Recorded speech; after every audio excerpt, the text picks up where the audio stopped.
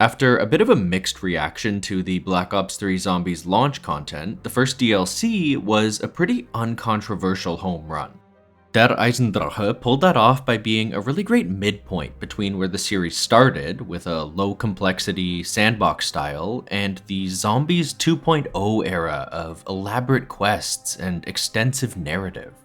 A lot of game developers probably would have been happy with that positive response and stuck with that winning formula, releasing more maps that stayed comfortably within both the aesthetics and game design of previous entries that people obviously liked. What Treyarch did was almost the opposite. In their minds, Der Eisendrache was always meant to be a more temporary bridge, something to build that foundation of trust back up with the fanbase while they went back to trying to go in that new direction. That's always been the biggest appeal of Zombies to me. The team doesn't want to stagnate, and so they do keep pushing forward, even when it is so risky to try those new things. So, the next map was by far the most complex one to that point, with multiple new big systems to learn, some of which forced you to fundamentally change how you play on a moment-to-moment level. That map, of course, was Zetsubou no Shima. I'm sorry, I don't speak Japanese. Complexity really is the theme for the map, and it threw you into that right away. The first goal in any game of zombies is always to turn on power, and here, that's maybe the most involved sequence on the entire map. To start, there are two somewhat symmetrical paths around the first half of the space, like a lot of maps, for example Kino der Toten, der Ries, and Moon. But, unlike those maps, instead of being able to choose either one with power being where they meet up, instead you have to open both simultaneously so you can have access to both of the labs that are on opposite sides. Each one holds a temporary generator you can turn on to get access to a couple randomized perks, but in solo, that'll never include the Juggernog that you actually want to get first. Depending on the amount of players, that machine always spawns in the same place inside the bunker to maintain a bit of a sense of progression within the randomness. To get it, you have to turn on the generators at both labs, within a time limit, so if you're not careful, you might have to do the first one a second time. That lets you get inside, but power still isn't actually on. First, you have to open one more door, and there's nothing but the environmental art to guide you to the right one out of 4. There's no easily recognizable chalk drawings like there are on other maps. Then, for a second, it looks like the switch is finally accessible, but before you can flip it, you have to lock yourself into an underwater area to hold out against a wave of zombies. That can be a deceptively difficult lockdown, with you needing to manage your oxygen level while you fight and use the swimming mechanics for the first time ever in Zombies, all while you're, again, guaranteed to not have Juggernog. Only after doing all of that do you finally have actual permanent access to the most basic utility in all of Zombies. Now, as extreme as that is, the interesting thing is that the map still kind of works. All of that complexity felt earned in a way that Shadows of Evil, at least at the time, maybe didn't as much. For one, this time it wasn't a launch map, and there were now multiple other options for casual games or maps to warm up on. And after the training players had gotten on Origins and then Der Eisendrache, it felt like a more natural place in the chain to put that evolution. It definitely was another jump in difficulty, but this time it felt like we'd been better prepared. But I think the more important thing that helped keep such a dense map from feeling too big was how interconnected everything was. For every feature that's challenging in some way, almost always there are at least 2 other tools you could go get that would make it way easier. And each individual tool that you are given has depth and can be used in more than one way or to do multiple different things. So, even though there is a lot to take in, it doesn't feel like you have this big list and you have to learn each individual thing in isolation. Instead, it's almost like you're learning one big, deeply interconnected system that keeps feeding back into itself, so it keeps reinforcing your learning. For example, take the wonder weapon, the KT-4. Compared to the insanely overpowered bows from the last map, this has a way less impressive first impression. But that's because it's more of a tool to progress different systems around the map than it is a pure weapon. As a gun, it's really evocative of the Sliquifier from Die Rise, where it splashes fluid on zombies and can have a chain reaction throughout a horde. If you charge the shot, it even leaves similar looking bubbling pools on the ground that zombies can walk over and take damage over time. Even just visually, it has that DIY, cobbled together look that the Black Ops 2 buildables all had. When a zombie gets splashed, it still takes a second for them to mutate and then die, and until that point, they still physically take up space and block your movement. And it takes another second on top of that for that to start chaining to other zombies. They can still get hits in for a while after you fire. It's not designed to be a full get out of jail free card like the bows or the thunder gun. That's not a bad thing, and it is very intentional. You still can use it to get a lot of kills, but you have to be playing a more aware and tactical game. Combined with the more limited ammo, the idea is that instead of mindlessly using it as a primary weapon, again, you're using it more intentionally as a tool on a bunch of different things around the map. It's super effective against the map's boss enemies, the Thrashers, with each shot instantly destroying one of its weak points, so you're definitely saving ammo for when they show up. It's also what unlocks the drops in the webbed off alcoves, letting you get a clutch max ammo or a perfectly timed double points. Most of the time, if you get too close to the spores all over the walls of the map, they explode and make you cough, putting away your gun for a couple very dangerous seconds. If instead you shoot them from a distance with the KT-4 first, they turn blue. Then that gas cloud will change to giving you a speed boost and a stamina increase, flipping a negative into a positive. And it's a major part of the map's biggest system that's totally separate from the combat loop with how it fertilizes the plants.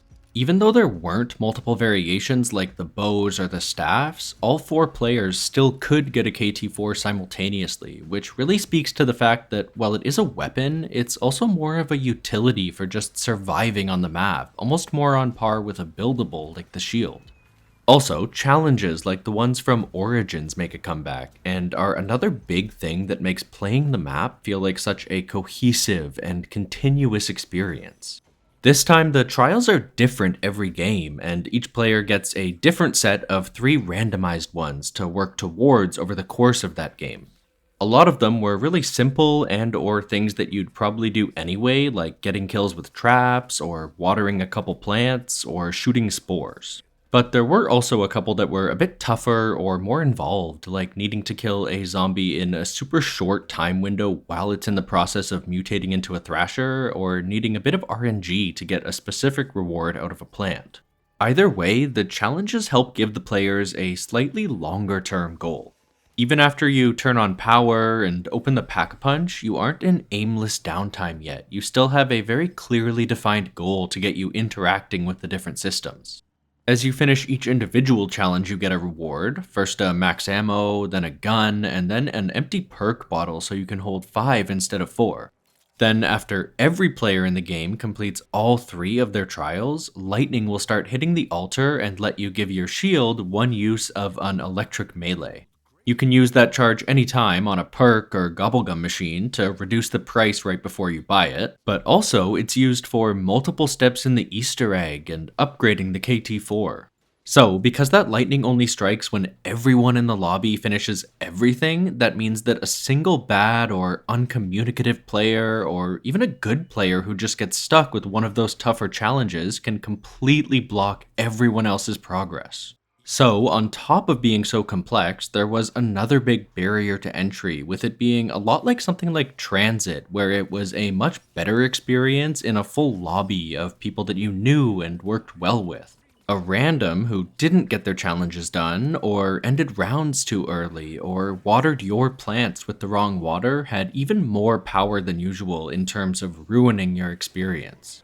The mechanic that I think highlights both of these things the best, the complexity and the reliance on teamwork, is the plants. A lot like the Origins dig sites or the pods on Shadows of Evil, the plants were a way to introduce some renewable, randomized utility into the economy of the match. But with those other ones, all you had to do was wait until they were ready and then just dig them up whenever it was convenient for you. On Zetsubou no Shima, it's a way more active process where you have to nurture them at every single stage. On top of nukes and double points and all the usuals, a new seed drop was added to the cycle to drop sometimes when you killed a zombie. After you got one, you needed to take the extra step of picking out one of the designated planters around the map to set it in yourself. At that point, if you just let it grow like a harvest pod, you would get something out of it, but it would always be the absolute lowest tier of reward. Something like a starting pistol, or a rocket launcher, or something negative like a live grenade. What you were supposed to do was tend to each individual seed you planted by watering them all every round until they grew to full size. Instead of a shovel or a fumigator, this time the tool was a bucket that you could fill at 3 different pools of water around the map. Each one was irradiated with a different color of element 115, the first of many references to Numa. That very first time we ever saw 115 was in a meteor sitting in a pool of water. Each color of water represented a different function, so watering a plant once a round for 3 rounds in a row meant that you could choose exactly what it would become. Blue water was the basic one. A blue plant was just an upgraded unwatered one, still randomized rewards, but better things like power-ups or LMGs. Green plants were a lot more interesting. They basically acted like Arthur from Buried, where they were able to grab a zombie and hold onto it to let the players run around and do Easter egg steps uninterrupted. Or you could just use it as a basic server pause to let everyone run and grab a drink without someone needing to stay behind and train the zombie. And then purple water grew a carnivorous plant that killed any zombies that got close, effectively letting you grow your own trap. If you're not consistent for the 3 rounds and you use a couple different waters on a given plant, you leave it up to proportional chance. So if you water with green water 2 rounds and then blue the last one, there's a 1/3 chance that it's a reward pod and a 2/3 chance that it's a zombie holder. Where this got really complicated was that if you wanted that kind of control over the end result, you had to treat it as almost equal priority to the zombie killing. When a round ended, any plant that wasn't watered within that round immediately grew to full size. If you'd watered it once or twice up until that point, there was a chance it would be the one you wanted, but it could also end up just growing into a basic one like you hadn't done anything at all. Each individual plant needed to be maintained for 3 straight rounds without any breaks, or all your time could be wasted. And that includes the fact that a random player or unlucky alternate ammo type trigger could end the round unexpectedly. So there isn't always a distinction between the shooting phase and the watering phase. Ideally, you're doing all of this during the body of the round. In a bit of an unexpected way, this kind of took Zombies back to its roots as a tower defense inspired mode. Zetsubou had way more of that philosophy than we'd seen in a long time. You have your limited resources, and you're choosing what you want to build with them. You're investing in the longer term to build things that'll help you in the future instead of right now in this moment, and you have to constantly be taking stock of everything you've got going on in this big space and put in the work to maintain it all. And all of that was just the basics. That's not even mentioning things like the fact that if you use one of each water, you have a 25% chance to get a fruit plant that gives you a free perk instead. Or that there's also a secret 4th source of rainbow-colored water that completely randomizes the end result for when you don't care exactly what you get, you just don't want to deal with running around to all the different pools every time. Or that shooting a growing plant with the KT4 fertilizes it so that the plant that eventually grows there has better rewards or lasts longer. And that those fertilized plants also have a small chance to grow into a clone plant instead that takes a snapshot of your current loadout and perk setup. With one of those active, the next time you would have died, instead you get a second chance and spawn back in with that same equipment. It's an incredibly deep system relative to anything we'd ever seen in this mode before. And for all that, most players probably wouldn't engage with 90% of it. Which is okay, just planting seeds as soon as you get them and then harvesting them the next round is close enough in rewards to something like the Origins dig sites that it's not like it's a huge step backwards for casual players. But there is an unprecedented level of depth to be explored here, and again, I think that complexity came at the right time. Now, Der Eisendrache was available for anyone who wanted a more straightforward experience. This was deep enough in the DLC season that most fans who had stuck around this long were the kind of players who wanted something dense to sink their teeth into. So, complexity existing in and of itself isn't a problem, but there are some criticisms of how the plants were implemented that I do think are fair. For one, back in the Shadows of Evil video, I mentioned that I think the Apothecant Sword and 1-inch Punch upgrade quests are so good because they stem from what the game actually is. What they ask you to do is what you're already doing, and what the game is good at, killing zombies. They just layer complications on top of that foundation, so it feels like a very natural extension of the gameplay. Here, going back and forth, carting water all around, and keeping track of which plants are where can feel entirely separate to the main game loop. To start the process, you get the seeds from zombies, and then the rewards at the very end help you kill them, but those 3 rounds in between can feel like you're juggling 2 different games, which can come across as a distraction or a chore. And to get the most out of it, it was a bit tedious. That's a fair reaction.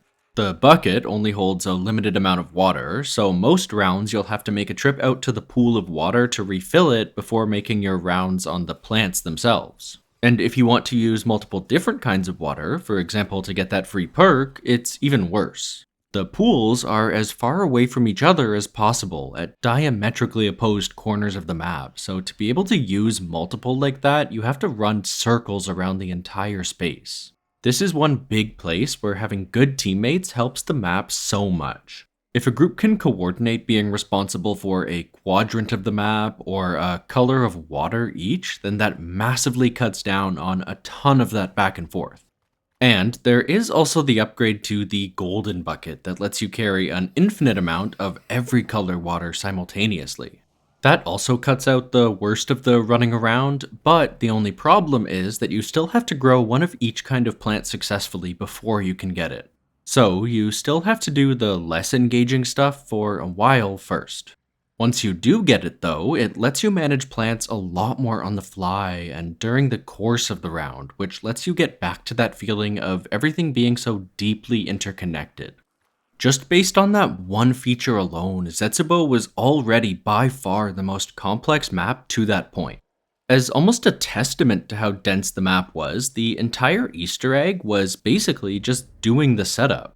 On most maps, the main quests were hours of interacting with random little bits in the environment, or throwing equipment out of the map, or playing minigames that only existed for the purpose of that one step.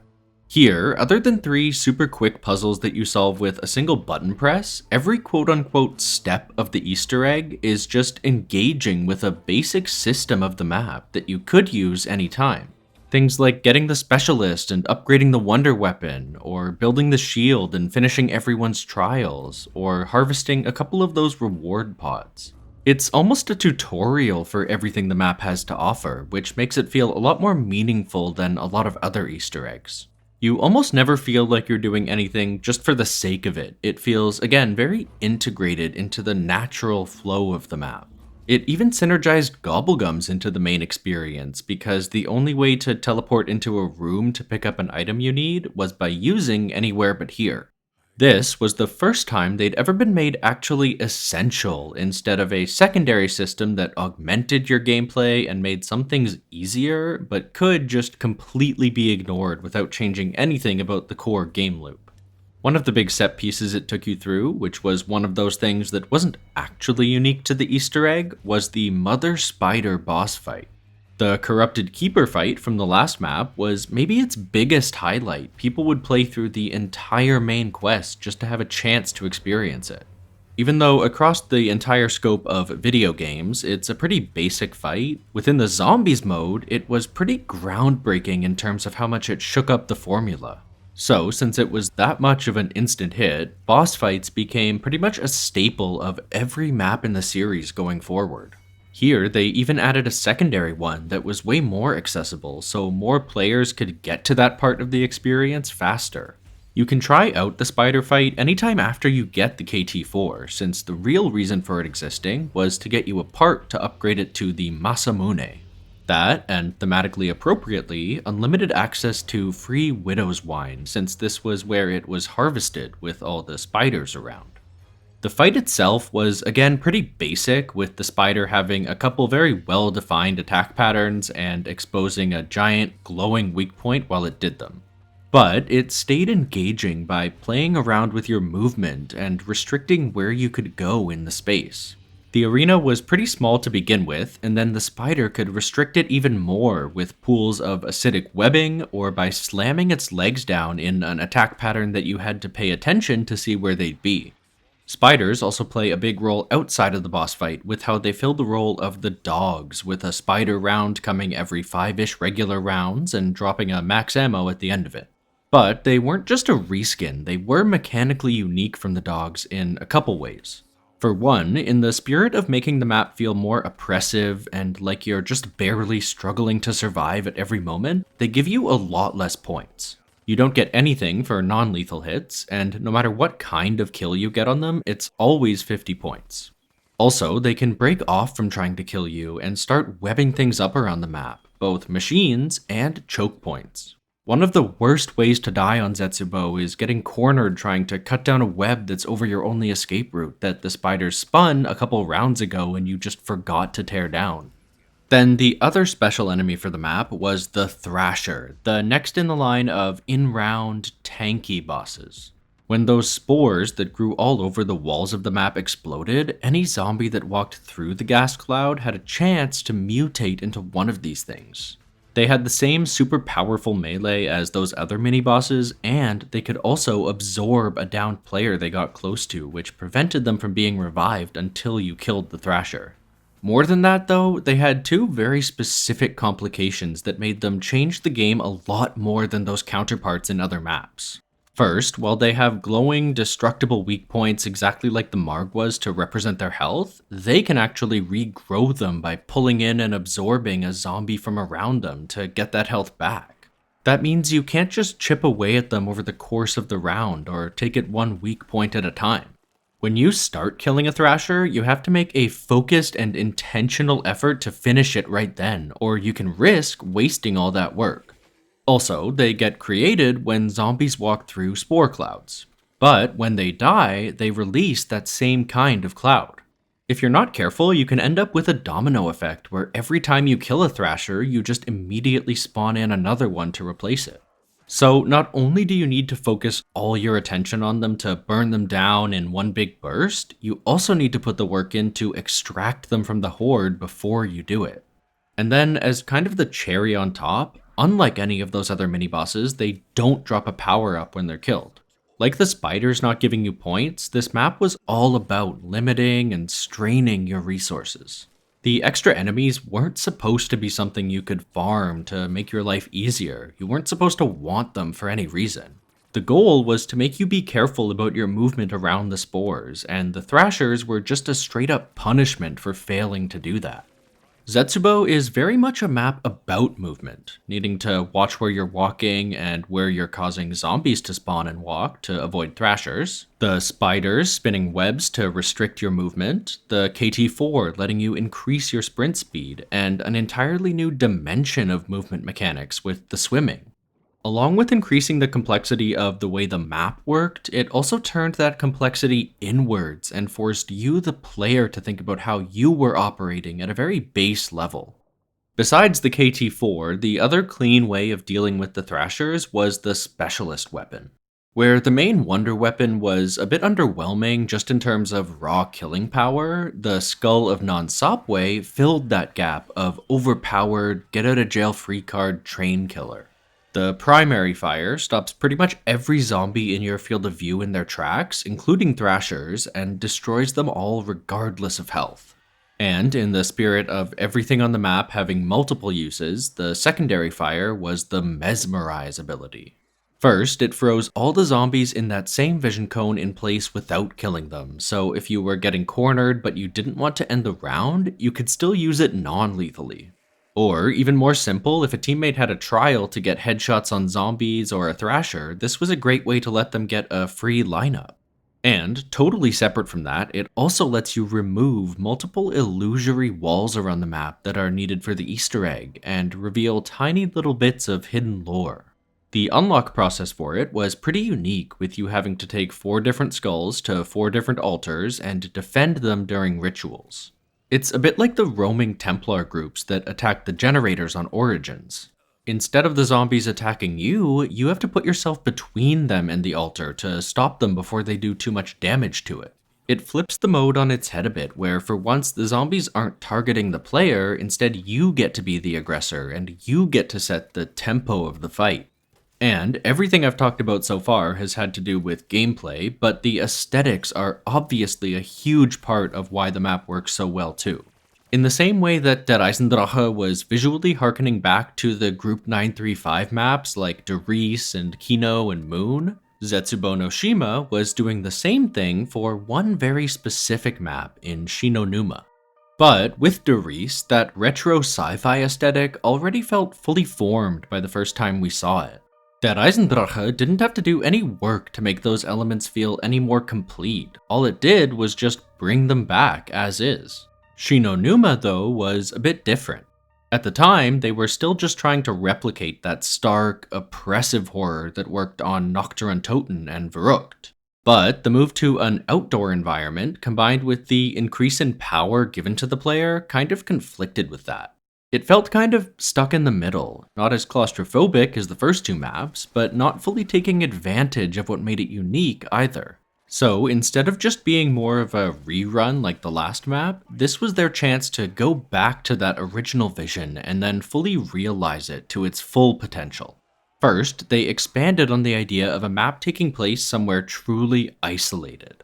The mode had that vibe from the very beginning, with Noct being iconic for how quiet and slow it was and how trapped and alone it made the player feel. But that idea works even better in a setting like this, shipwrecked on a remote island in the middle of the ocean with literally no way to physically make it off. The first couple rooms are completely devoid of any man-made structures, just looking like a completely natural jungle. Then, most of the buildings that you do see are flimsy, sheet metal structures standing on stilts, making sure that you know you're far away from any real civilization. The best trick the map pulls is the webs over the utilities when you spawn in. You have these things that you know are necessary for survival, not because some environmental art tells you that, but because they literally are in game terms to you as a player.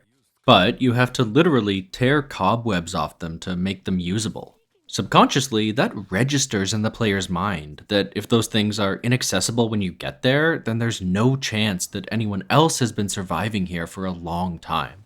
To hammer that sense of loneliness and abandonment home, it's also unique within Black Ops 3 in that there's no one watching over you. Every other map had some kind of outside force looking in. The Shadow Man first guiding and then taunting you on Shadows of Evil and Revelations, the radio conversations with Dr. Groff, and Ultimus Nikolai sitting physically right outside Gorod Krovi. To be fair, they all eventually betrayed you, but at least there was someone there to have a back and forth with. On Zetsubou, you were truly alone. And with that setting, they returned to the roots of the series in horror. The last couple maps had been in these large-scale, epic locations that almost would have been genuinely cool to visit, like a medieval castle or a 1940s city. Zetsubou was trying to genuinely unsettle the player. If you stood in spore gas for too long, you could start to see very subtle hallucinations, easy to miss but enough to make you question what you're seeing. Or, randomly, you could see a player model of one of the characters your friends were playing, but then when you got close, it would just be a literal jump scare. The Thrashers are even designed to be partially camouflaged to give you that feeling that one could be around any corner. Most of the environment is made up of vines with glowing spores embedded in them, same as the Thrashers, so at a quick glance, they can sneak up on you. It was also very clearly influenced by The Island of Dr. Moreau, another story about being stranded on a Pacific island, with how it focused on animal-human hybrids and mutation. The backstory of the map explored the Japanese counterpart to Group 935, Division 9, which in turn was based on the real-life World War II research group Unit 731. So, obviously, body horror was a big part of both the theming and the gameplay.